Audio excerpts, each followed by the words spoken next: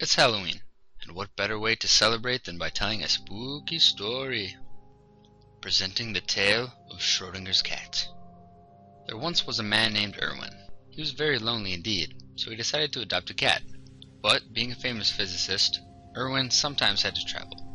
So, he put his cat in a box. What Irwin didn't realize was that his last pet, Two-Face from Batman, yes, the Tommy Lee Jones version, was still in the same box, forgotten from the last trip he took. Upon remembering this, Irwin rushed home to check on his cat. But when he opens the box, what will he find? Since Two-Face uses a coin flip to decide his murders, we know that the cat has a 50% chance of being alive and a 50% chance of being dead. But what about before Irwin opens the box? Normally, we'd say that the cat is already 100% alive or 100% dead. Irwin just doesn't know yet.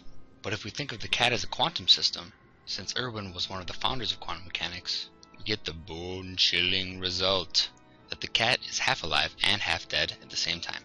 How can this be? And does Irwin force the cat to be either dead or alive just by looking at it?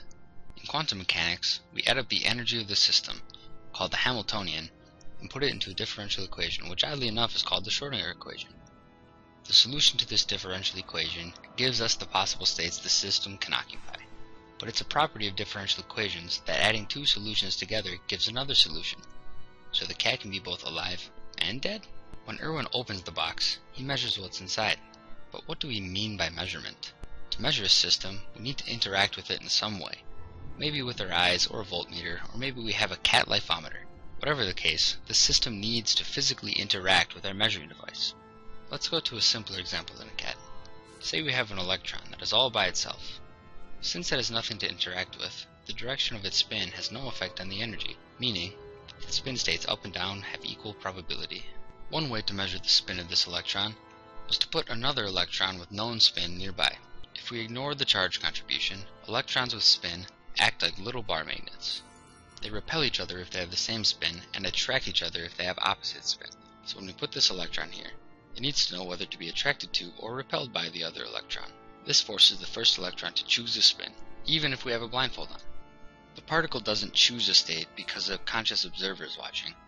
It only reacts to a change in its Hamiltonian, or its energy, which is caused by an interaction with some other particle.